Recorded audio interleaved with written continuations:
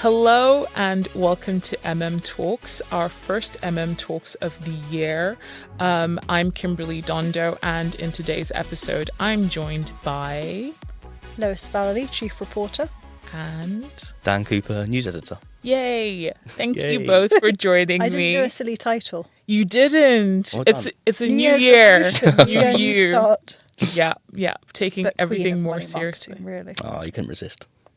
But obviously, this is our first episode of the year, which is exciting. 2024 was a year. I don't know how else to describe it. There was a lot happening. After the holiday season, what's caught your attention the most in the financial world as we kick off 2025? Are there any trends or surprises? So, do you mind if I go first? No, it's fine. For me, it was probably some comments came out recently about the triple lock. Okay. So this is something I've written about quite a lot over my time at Money Marketing. Mm-hmm. Obviously, all the advisors listening will know, but the state pension triple lock is state pensioners get the highest of either 2.5% earnings or what's the other one? Inflation. Mm-hmm. So whichever's highest of that, their state pension benefit. Okay. And I use the word benefit deliberately. Okay. Will be in line with that. Okay. So if that makes sense. I think so. Why did you say you use the word benefit? Well, I'll come on to that, Kim. Okay. Yeah. Okay. So Tory leader, Kimberley Badenoch. Yeah. Is that how you say it? Yeah. So she was on LBC fairly recently. Mm-hmm. And she got a caller question which was about the triple lock Okay. and whether it's sustainable. That's a question which has been asked quite a lot over the past, well, certainly the whole time I've been at Money Marketing, I'm sure before I joined in 2021 as well. It came in 2010, but is it sustainable in the long term, as in sort of past 2050? Mm-hmm. Most, especially pensions experts and people in the pensions industry, would say no, it's not. So this caller question, I don't know who the caller was, but he asked the question, is it sustainable and what should be done about it? Mm-hmm. And what she literally said was, starting with the triple lock is not how to solve the problem. What the national and social media channels jumped on was, Kemi Badenoch would cut your state pension. And I just think even like Labour Party social media account was saying that. Mm-hmm. I think it's so symptomatic of how people are about it. And it really, I came off X last year. Sounds so weird. I left Just say Twitter last year. Just make Elon mad. And it wasn't just for that reason, but part of the reason was just seeing how stupid people are about the state pension. And it's not just the state pension, it's just just the state pension. The media literacy is at an all-time low. That is true. People lack nuance, but I get it for either side. They are trying to bring people over to their side, so they will say the most outrageous thing. I'm a bit surprised that It's pretty far from the comment saying starting with the triple lock is not how to solve the problem. Well, to jump from that to... It's because she then went on to talk about means testing. I hate to defend a Tory, but she went on to talk, and she was kind of, she sounded to me like she was sort of skirting around the question a little bit, because she didn't address the triple lock directly. But because she doesn't know. She probably doesn't know. I don't think anyone knows, to be fair. But yeah, so she sort of skirted around the question. She was talking about means testing generally. So she mentioned like the winter fuel allowance and just general benefits and how difficult means testing is and how we don't do it well in this country. But that was kind of, either people didn't listen to exactly what she said on LBC and just, like she said, she mentioned triple lock and means testing within the same couple of sentences, so they immediately thought, oh, she's going to start means testing the triple lock and therefore she's going to cut state pensioners' pensions, which is a ridiculous leap, especially from a rival political party. Sorry, I get quite incensed. I think the microphone is far enough away. The way she speaks, I don't think it's crazy to see her doing that.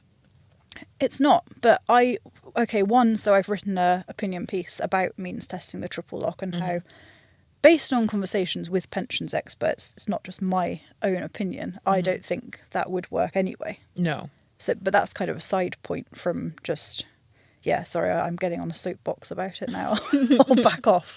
But the You're reason now I our mentioned pensions benefits expert. very specifically earlier was that was what I was going to say about on Twitter, people, members of the public, just insist that it's not a benefit, despite seeing like on the government website that it's a payout from government that most people are able to get after a certain age. Yeah. Which is clearly a benefit because I suppose the word benefits has got bad connotations. I get that, but it just is a benefit. It's not it's not like a pot that you're paying No. into that you then get at the Because end. most That's countries a don't private pension. have that. Exactly. I can't even remember my initial point now, but I feel quite angry. Okay, so to allow Lois to chill To out calm a little down. bit, Yeah. Dan, what surprises, what trends have you noticed so far? I think for me, it's the rising number of AI scams Yeah, in financial services. I mean, it's not. You could argue it's not a new thing, but it's fairly new. ish. Uptake Yeah. of I mean, AI will then increase the scammers. Yeah. yeah, exactly. But it's like the level of sophistication that the AI can add to it, which is quite scary. I spoke to Ian McKenna just after Christmas, and he was talking about he spends a lot of time in the States. He said that over there, just before Christmas, there's like a rising number of people using AI to impersonate financial advisors Oh, rather than just financial institutions. So like actual financial individuals. advisors, yeah. So it's just one of those things where it's It's got a dark It's- side. it's got a dark side too, yeah. Yeah. It's obviously AI's done a lot of good in financial services. It's Yeah. sped up processes. It's saved time. It's made advisors more efficient. But then you've got this other kind of dark side to AI, which Is it really worth it? is it? Yeah, and it's kind of like it's got the potential to, I think, to do more harm than good. There's also the You look- argument that is it even helping advisors that much? I don't know because I'm not an advisor.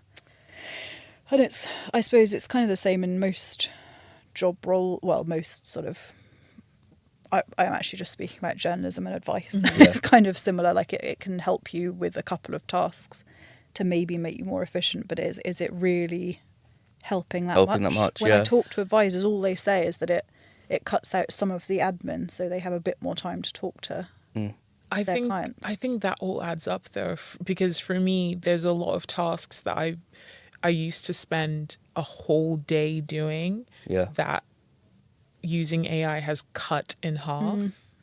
And now my time is free to do more of like podcasts and editing and other things that I actively need to be involved in. Whereas, the admin stuff, either I would just let it build up until the end of the month and I'm like, oh my God, I have so Yeah. much. Yeah. Or it would just be like, I have to set aside a whole Friday to do all these tasks that I need to do. Transcripts and cleaning transcripts is what has massively helped me. And also sometimes with these podcasts for our promo, I do our captions. If I had to, Yeah. there's sometimes I'm like, someone said a word, I don't know exactly what they said, but this AI is able to figure it out and put it in the right place and make it look nice. And I appreciate that because, again, it's cut the time that I would be spending on that, which would be hours, into minutes. So maybe it's the same for advisors, and I suppose it is also something that's constantly Evolving. Evolving, yeah. Yeah. Sorry, I didn't mean to railroad. No, not at all. Not at all. No. But But I yeah. think, like looking throughout history, whenever something new is introduced, there is always a bad side. The internet was really great and cool, and then scam sites started scammers are going to scam. Well, that's the regardless. point. Like, I sat down with Chris Ball recently, CEO of Hoxton Wealth, and we should be coming to an MM magazine soon. Interview. look out for that one. And he made a very good point, and he's 100% right that, as you said, scamming isn't a new thing. It's been around for years. You've had phone calls and emails and dodgy looking attachments. It's not a. And He even said- before that, stealing each other's rocks. Yeah, exactly. Or snake oil. Snake oil? Snake oil. That rings a Salesman? bell. Is that what they call like the people who pretend they're saying like snake oil is like Yeah, gonna that's right. Yeah. heal all your ailments, Mm. but it's actually Doesn't. nothing. Yeah. So yeah, even back then, that's Yeah. people were just criminals are gonna criminal. They are. I think the trouble is that it's people are almost used to it at the banks by now. You get most people I know, if they get a phone call from their bank requesting personal information, straight away it kind of arouses suspicion. You think, is it definitely the bank? Whereas, Yeah. as I said, impersonating kind of financial advisors is a bit of a That's new a bit- thing. Yeah. Because these guys are really kind of sophisticated. They create sort of bogus websites that mimic those of major US financial firms. Okay. So it's almost like indistinguishable. It's like secure URLs. It all looks legit. And But that's also like I think it's called like social engineering. Yeah. Because it's all a part of the scam. You also need to get information from the person, so you make them trust you, and it's Yeah. all scary. I think it's just it's got the ability to kind of like, although it's the banks aren't scamming people. It's not financial advisors obviously scamming people, but that the level of scams in banking I think has like eroded trust in the sector a bit. Yeah. I think the danger is that if this becomes commonplace where people are using deep fake and even cloned voices and other things to like even sound like a financial advisor, it's got that ability I think to kind of really erode trust in a sector where trust is like the most important thing. And traditionally, financial services or finance in general has always been the slowest to uptake technology. So I think maybe that's what's hindered. But I know right now, anyone who works in cybersecurity is making a killing. Yeah. Just being able to come in and probably, help a lot of these institutions come up with something that will help them protect the public. Yeah, I think that's why the FCA has obviously keep their eye on the ball this year and beyond is just to protect they'll advisors have, and regulation consumers. Yeah. in, like 5 years. No shade. Every time I feel like I say something sly about the FCA. No, but it's true because all these things develop so quickly, and by the time the FCA gets round to gets through all its consultations and brings out its policy or whatever it's going to say on the regulation, then things have moved on to something else. And now we're more concerned about I'm this not new even thing. blaming them. Like they have No. to go through all the consultations. It's good that they periods do and because stuff. you have to be thorough. But yeah, things do move so quickly. But looking ahead, so if you had a crystal ball, or if we collectively had a crystal ball for the year ahead, what do you think will be the most defining moment or theme for advisors in 2025? Good question. Crystal ball would be lovely, wouldn't it? Yeah, I I know. wouldn't lose so many football bets at the weekend if I had a crystal ball, but I would just be able to see if like this is worth it, yeah, and that. Yeah. I think one of the things would be keeping hold of assets. There's obviously like the ongoing argument about intergenerational wealth transfer and how typically advisors maybe haven't been doing enough to keep hold of those assets walking out the door, not forging relationships with The kids, clients' children, grandchildren. spouses. Exactly, yeah, and I think that's still an issue. The most recent report, I've completely forgotten who it's from now. Schroders. It'll come to me, might be Schroders. Yeah. Still Before saying Christmas. that's right, that's the one. It's still saying that advisors aren't doing enough to kind of counteract that. However, I did see a comment on that article which I Yeah. really liked, which was it was a really good analogy. It was something along the lines of, why should advisors try to attract their clients' children? It's not like a Mexican restaurant owner tries to bring in their clients' children. If their clients die, Yeah, then they just get new clients. it's an interesting analogy. Yeah, It kind of, it kind of you're works. not a Mexican restaurant, or what was it? Was a Mexican restaurant? He said. I think you said Mexican restaurant. Okay, but you're not a restaurant, because restaurants have like shops where people can just stroll in.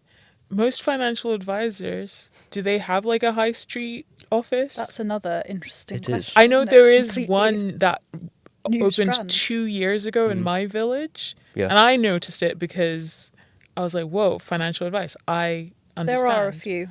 But I don't know, because it's next to a newsagent and the post office, so I don't know how many people actually give it a second look.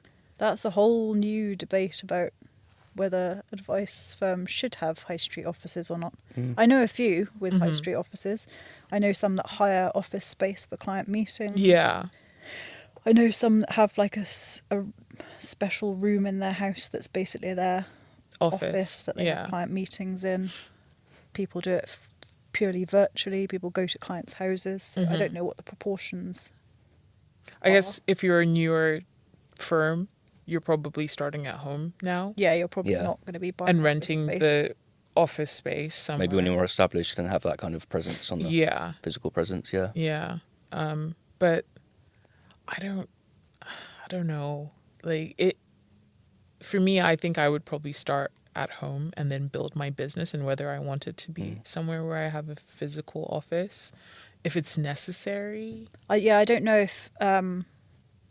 I suppose it depends on your business model and etc. But for a one-man band advice firm, not sure how much office space would really add to your offering. But going back to the intergenerational thing that we started with, Yeah. I understand the point that that person was making. Yeah, you can always get new customers, but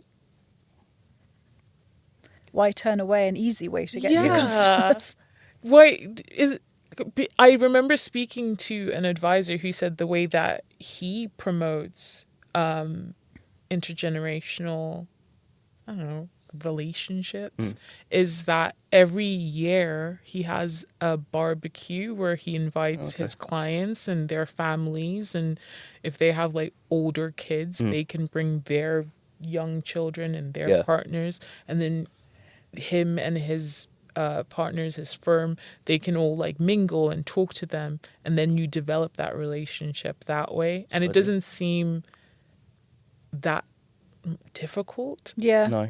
I It's know. like, right, now we've got you all here. Yeah. Let's have a little chat about. Yeah. And it's Assets. casual. Advice, There's no pushing or anything, but also it just means that, you know, once mom or dad passes away, they remember, oh, I don't know, I can't remember what this advisor's name was, but Mark from that one barbecue that we went, or that barbecue we went to every year growing up, I'll go back to him and ask him for help. Because one of the issues with advisors not getting enough clients, although I don't know how big of an issue that is, but one issue for people wanting advice is that they don't know where to look for it. So I don't know what the proportions are. I didn't expect the conversation to go here, so I didn't research it. But I think, a large proportion of a lot of advice firms' business is from referrals or Word of passing mouth. down Yeah. the generations. Yeah. I think the other issue with the assets, just going back to that, is the changes to the non-dom tax, Yeah. particularly for advisors who've got particularly wealthy clients, high net worth, ultra high net worth clients.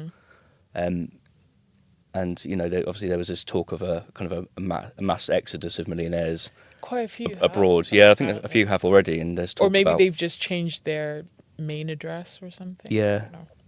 So I think that's just going to be an issue as well in terms of assets. People, non-doms looking at saying actually are other countries better than the UK in terms of for tax purposes. But aren't they looking to walk that back slightly, or?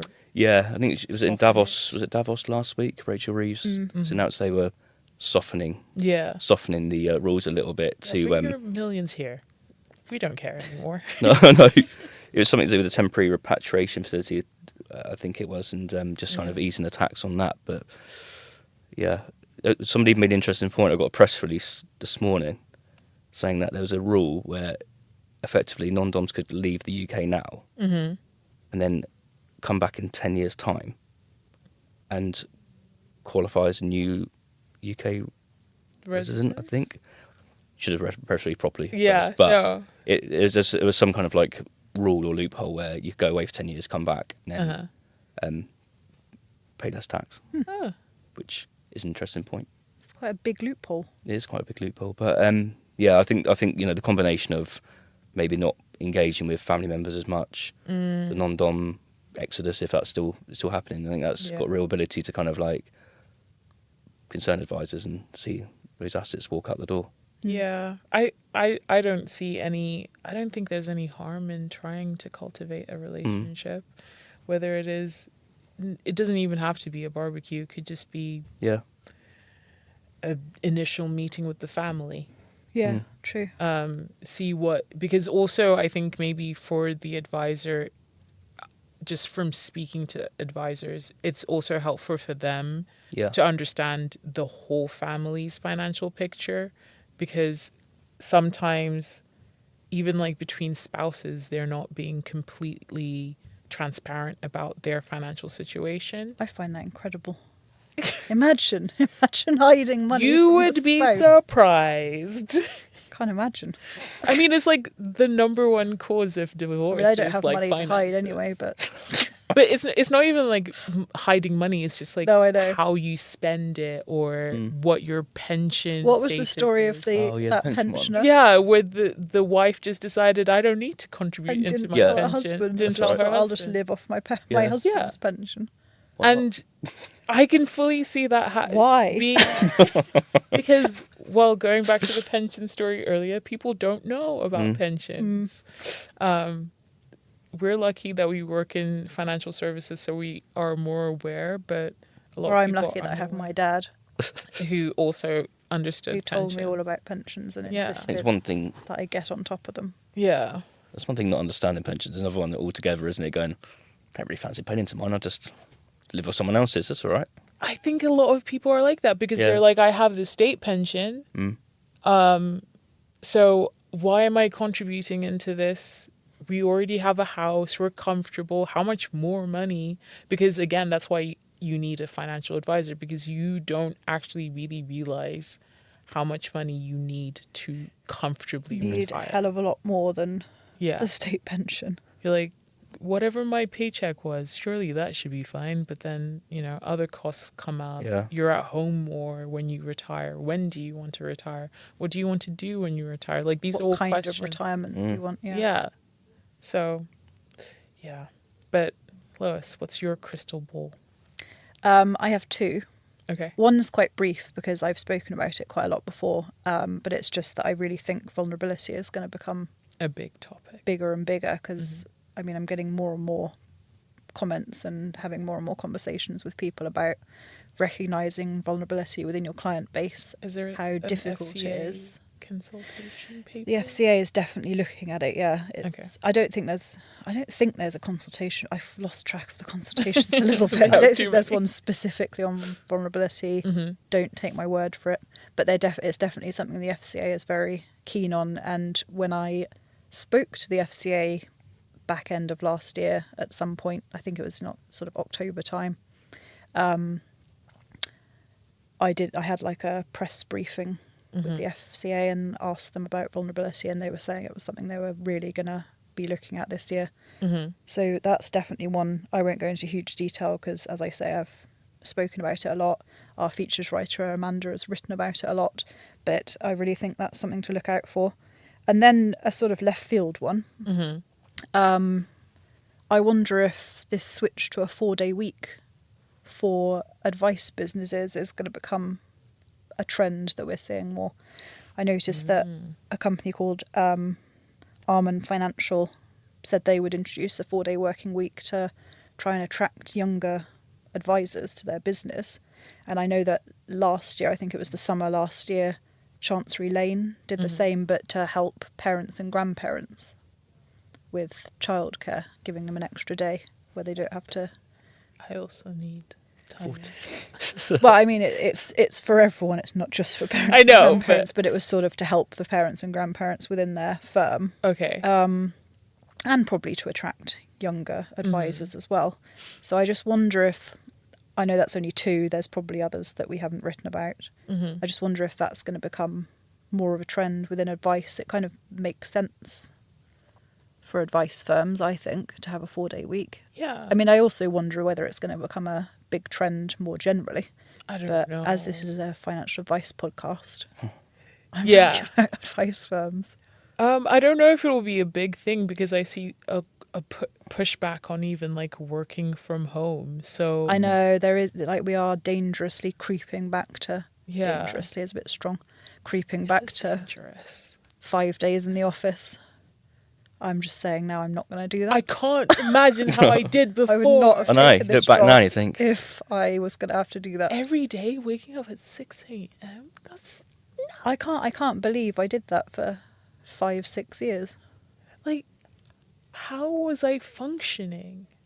especially with my narcolepsy. Yeah, I have to bring that's that probably into where every it started. podcast. Although that's probably not how narcolepsy works. No, it started way before uni. But Genetics. yes, it is. There is a genetic predisposition, yes, but just because you have it doesn't mean you're going to get narcolepsy. It usually comes from a virus, even like a cold or something. Oh, A bit like ME. okay. Is it ME? Yeah. The tiredness one, yeah. Yeah, it is ME. I'll just jump in. I completely forgot to mention Yeah. the crystal ball moment. Uh-huh. It's the fees, advisor fees. Oh, yeah. I think there's a lot of pressure, and advisors are feeling a lot of pressure at the moment to kind of justify their fees, even though they're doing amazing jobs, amazing things, and arguably, some are actually charging too little for what they do. But I spoke to Justine Randall at Tatton Investment Management last week, I think it was, and she was saying that she speaks to IFAs day in day out, and that's the one thing that they're really really worried about this year.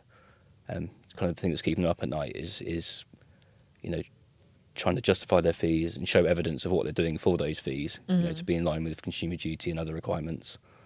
And I think Next Wealth put a report out last year, said that a lot of advice firms this year will be looking at sort of changing their fee structure. Yeah. I think that could be another big one this year, is just, how are we going to see the fee structures change? Are we going to see, competition with fee structures and so on? That's another one that came to my head.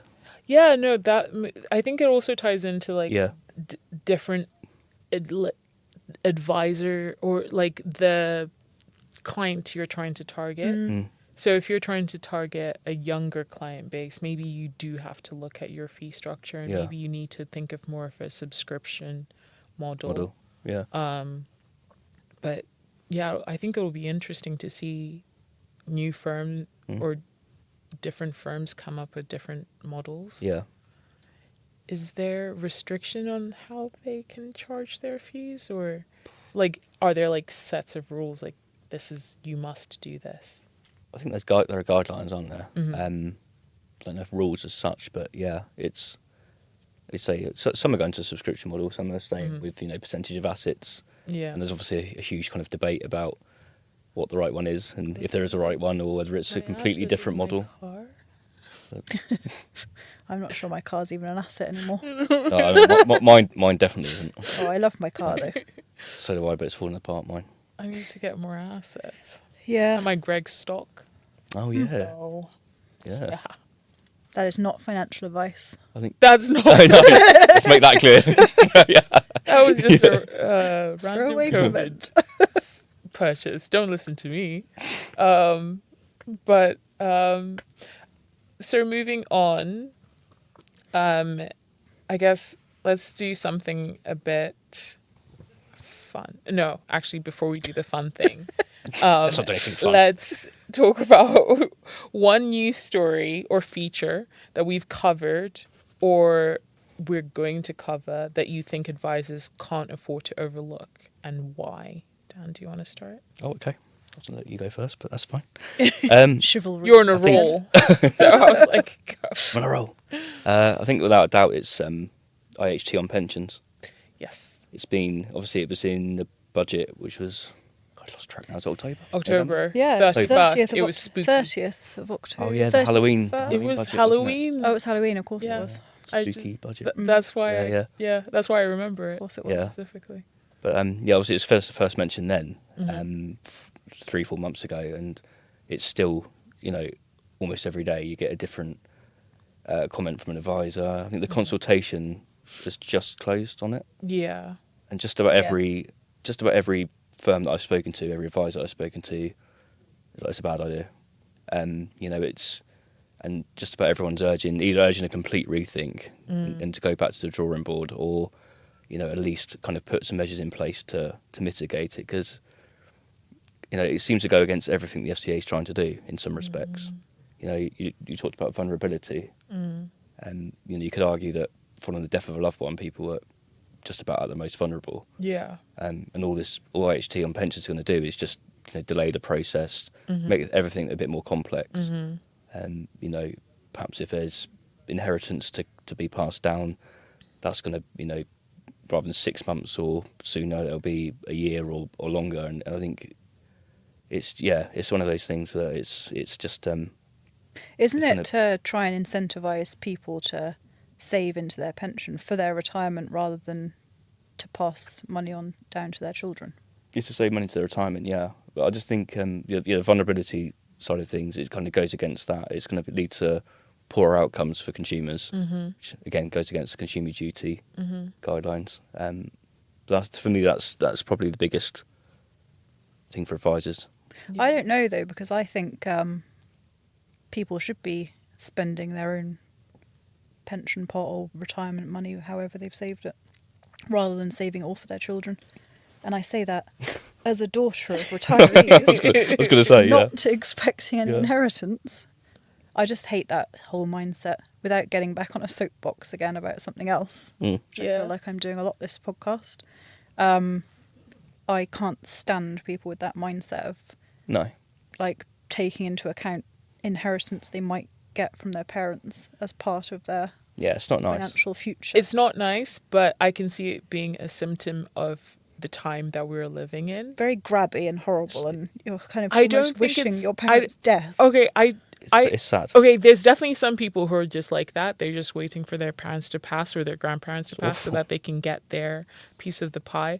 But there's others who are like, I can't afford my first place without a grandparent passing. And then so many of my friends were able to buy their first property because a grandparent passed, and after everything was divided for the children and then the grandchildren, they were able to have that money for the deposit. I get it. I mean, I can't afford to buy without inheritance. Yeah. No, so- I'd rather my parents live for a very long time than I got to buy a house. But that's just me. Depends on what their quality of life is living a long time. It also depends on how good your relationship is with your parents and how nice they were to you when you were a child. In my Yeah. case, it was very nice. You're like, pay me back for all that crap you put me through. Or you can just be like, no, I want you to. I think I'm happy for my parents to do with what. Yeah, I'd much They rather want. my parents Enjoyed spent them, all yeah. their retirement money on their retirement. Worked hard and for had it, a great enjoy it. time. Yeah, but we do live in an individualist society. some where ways you I'm think about me, selfless. me. So In other ways, I'm very selfish, but I just In think this people should particular earn and way, spend you're their own not. money. but yeah, it's hard. It's hard out there. Have you seen it? Oh, I know. I'm out there. I'm not even that badly off. But what about you, Lois? What do you think My advisors should be?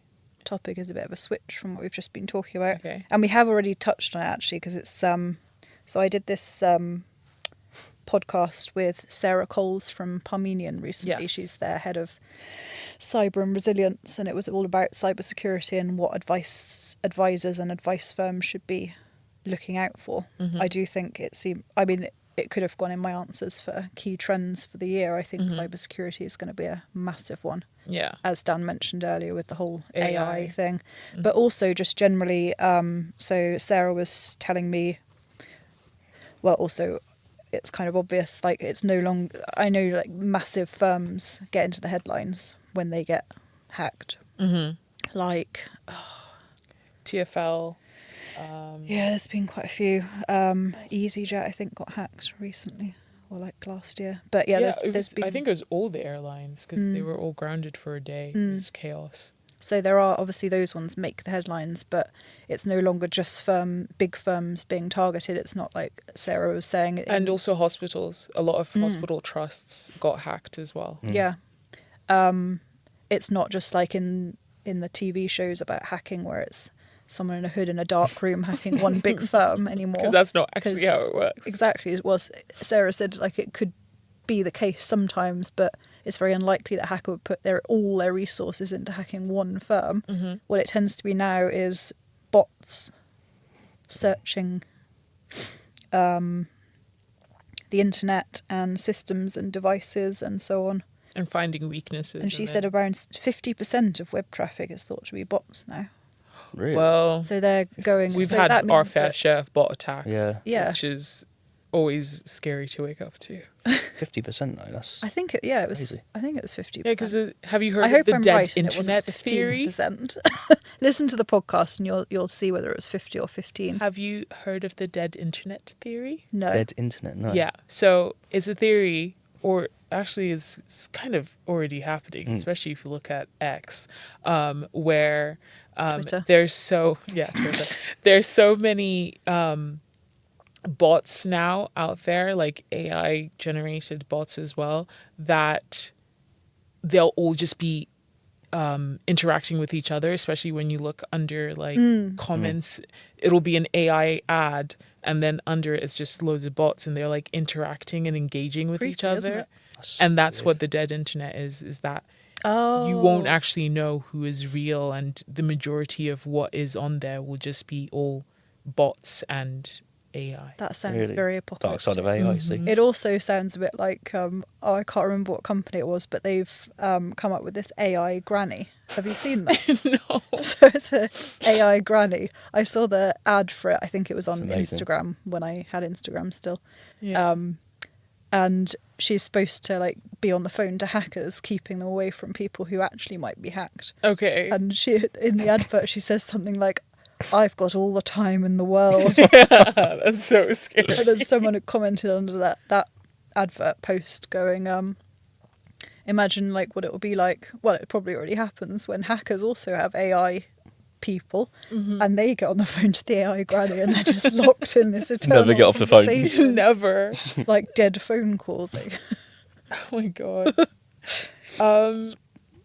But I think to wrap up, because we've had a very long and very interesting discussion. but do listen to Sarah Cole's podcast. No, where She definitely gives some do. good tips, and I haven't had time to go into them today. So Yeah, no, it was a really good podcast. I listened to it while I was editing. So definitely go and check that out in conversation with Sarah Coles. But finally, our fun topic to end, because this is how I like to end our MM Talks podcast. If you were an advisor for a day, what's the first piece of advice or strategy you'd give to your clients? And I just wanted to do this so that you could annoy all the advisors and they could shout at you guys. this is not financial advice. It's definitely not, because you're Spend all not a your qualified money well. advisor. Spend all your money well beyond your means because you might die tomorrow. That's not actually it. YOLO. I was actually going to say... I'm going to clip that and put it everywhere. That could be the promo. Yeah. do what I do, not what I say. Yeah. Yeah. Remember, it's about time in the market, not timing the market. So invest for the long term, Yeah. Like your weekend essay. like I do. like my Warren weekend essay, Buffett? yes. Yeah. This is what I was coming on to. So I wrote I attended an event by Sanford Deland recently, a round table. And they were talking about, because they have this, I think it's called Buffettology fund, which is like how they invest like Warren Buffett does. Yeah. So he was, I can't remember his name, sorry. It's in my weekend essay. Yeah. was talking about, I think it was Eric Burns, was talking about Sounds familiar. how to invest like Warren Buffett. And obviously he's like 10th richest guy in the world or something, and you don't get to be that if you're not a very savvy investor. Yeah. And he's also been investing since the age of 10 or 11 or something ridiculous Easy. like that. So the main points I drew out of it were to be patient, i.e. don't try and use the stock market like a betting shop Yeah. and buy stocks and sell them Straight away. because you're timing the market then, and it's not a good idea No. unless you're an incredibly experienced stockbroker, but even then. Day trader. Yeah, exactly. So always be patient and don't be swayed by either what other people say or what's in the media. For example, Wow. COVID. Okay. I've mentioned this before, but I had Lloyd's shares then. And you Yeah. should have seen the drop in one day when Really? COVID hit. It was ridiculous. It was more than halved. Really? It was terrifying. And I, not working for money marketing at that time and not having spoken to any advisors, very nearly sold your them. stock. And then I was like, why am I doing this? That's stupid. And my dad's financial advisor was like, why are you doing this? This is stupid. So I was like, left them in there. Then they went back up again a bit. Okay. So don't be like, I think it's quite a cliche and everyone says it, but obviously funds and shares and whatever investments you make are going to go Up and like down. that. But over the long term, they're going to It's do that up. mostly, unless like the company unless you just got shares in a company that goes bust. Like in Nvidia yesterday. Yeah. Yesterday when we're recording. Yeah. Well, this is going to come out soon, so Yeah. this will still be current news. But yeah, that's my... And also because everything is cyclical, so you have to remember that as well. Exactly. Yeah, exactly. And then the other last point, but if you want all of the details, go and read my weekend essay. Yeah. Or listen to it in my beautiful voice. Yep. Either one.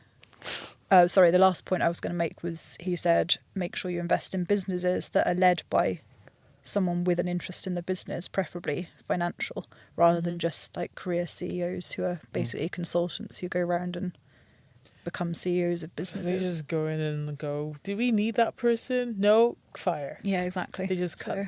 The firm is more likely to grow if it's got someone at the helm who's actually got an interest in the business and making it successful. So there you go. Yeah. If you want to invest like Warren Buffett, do those two things and all the other stuff I said in my weekend essay. And that's your advice. That's my not financial advice, yeah. I'm just trying to get you in trouble. And Dan? Well, I'm not a influencer yet. So Yet. Watch out this out. year. So I don't feel, I can give unregulated financial advice just yet. But I actually echo Lois's point, I think. Lazy. Like, outrageous. Yeah, I just think, time in the market, it's such a volatile world out there at the moment. You've had, you had both the elections, the UK, the US, you had the budget, you've had, you got the Trump tariffs potentially coming in, you've got issues around China, tensions in the Middle East. It's like a perfect storm for investors at the moment. Yeah. And as Lois said, I think, it's very easy to kind of look at the market and go, Yeah. and wonder what the right time is. And But policy changes are always going to affect yeah, the economy, so it doesn't really... no, It's impossible to time it. No. And you never know. It could, like, going back to that Nvidia DeepSeek thing, that was just out of left field. Even they didn't see it coming. That's why all the tech bros are all like, oh, what's going on? Wall Street. China's our biggest competition. Wall Street into chaos. Yeah. But I think, sticking to it. Yeah. Seen to guns, yeah. Yeah. But and I think that's, again, as Lois said, that's where financial advisors can really be key, is, just stop making that knee-jerk reaction, go, oh, I need to pull my money out now, and give a chance to have a bit of calm, talk to them, reassure them, and actually stop them of making potentially quite a disastrous, financial decision. Or maybe they'll be like, stopping someone from cashing out their entire pension in one go. You heard that after, after COVID and Brexit and other sort of, significant events in the last 5 to 10 years. Is you see it all the time where people panic and then. But if you look at the long-term graph, their even COVID is the tiniest little dip. It is. So yeah, I guess hold Hold. is our main Be point. patient. What's my advice? Do what your gut tells you to do. Or don't, if your guts tell you stupid stuff. Yeah. That's My not gut's served. That's not never always ready. served me well. My Gut's telling gut me has I'm hungry right now. Well, yeah, same. And that is a good thing, and that's why we're wrapping up now. But I don't know, my gut's never Lunchtime. told me wrong, because your gut will help you pick the right financial advisor. Your gut will help Maybe. you find the right mentor, you know? Hopefully. Yeah. I have to believe in my intuition. Trust your intuition. Trust your instincts. Unless you have bad takes normally, then don't. Then don't. Yeah. Yeah. Ask your friend who's really good at making decisions to do that for you. But yay! Yay. So that is it for our first episode of 2025. Thank you both for joining me. Thank you. And yeah, I look forward to doing more of these episodes. Bye. Bye. Bye. Bye.